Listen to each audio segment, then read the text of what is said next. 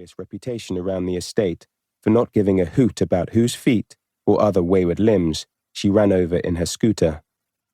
"I already heard the message." "Let's not do anything hasty now," said Rayleigh, his voice smooth and sure, having recovered from her ambush. "We both know I'm your favorite grandchild."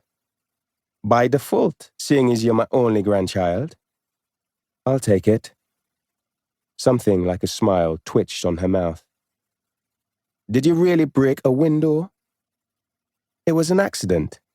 I was participating in a class assignment." There may have been some screaming and furious "stop this right now" hand-waving from his history teacher before Rayleigh's monstrous papier-mâché boulder was fired from a rather brilliant catapult, but that was neither here nor there in the context of their conversation. Medieval weaponry. Apparently it's dangerous stuff. "Is that so?" The golden color of Nana's eyes had faded to a watery blue over time, but a fierce heat still blazed there regardless. One that raked across her grandson's features, probing for cracks in his well-tried armor.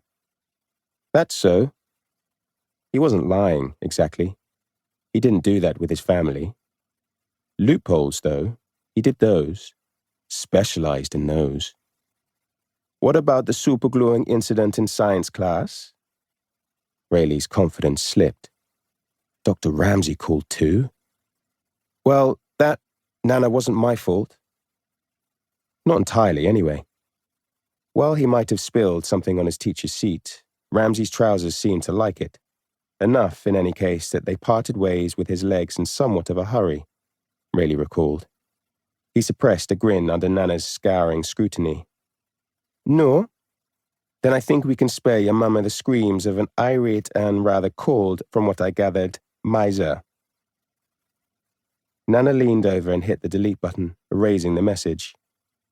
"I know I could have done without hearing about his exposed cheeks." Rayleigh's sigh turned into a groan of deep disgust. "Where is Mama?" "She called earlier." Nana paused as thunder rolled outside. "The conference is running late." Last year, Rayleigh might have whined. Again? But Mama had been working longer hours, he knew, for him. For the life she wanted him to have, in the future, away from their estate, free of elevators occupied by strange men perfumed with the stale tang of body odor and urine. Brutely had a strong community of wonderful people, but more often of late, the bad seemed to outweigh the good. So he merely said, "Okay." Nana withdrew a large square envelope from the pocket of her fleecy house dress and waved it at Rayleigh until he approached her to take it. "Your mama wanted to make sure you got that." With one touch of its gear stick, Nana turned her chair around. "And read it." "Thanks," he called after her. She paused to rotate her chair back round and repeated, "Read the card." An amused Rayleigh shook his head. The envelope was unremarkable. White, plain. His name was written in Mama's neat cursive on the front, along with their address. He already knew what the card inside would say. "I'll be home soon, be good, keep an eye on Nana," both eyes, in fact.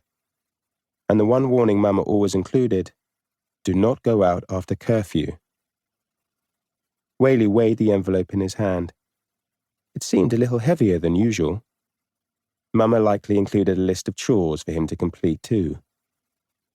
Retiring to his bedroom, Rayleigh chucked the envelope on his bed and swiped up a sponge basketball. If he didn't open it now, technically he wouldn't know not to meet up with his friends later, would he? Those chores would also go by unacknowledged. He killed time practicing shots in the basket hanging behind his door. The netting whispered his victory again and again. Bowing for an imaginary audience, he considered it a good omen for the evening's trick-or-treating plans, something his phone's clock informed him was about time for. He shot a quick message to the friends to confirm their meeting time and location. A couple minutes passed without replies. Not even from Phoebe. Small and loud to make up for the former, she was unofficially in charge. The others usually waited until she added a message to their group chat before sending their own. No news from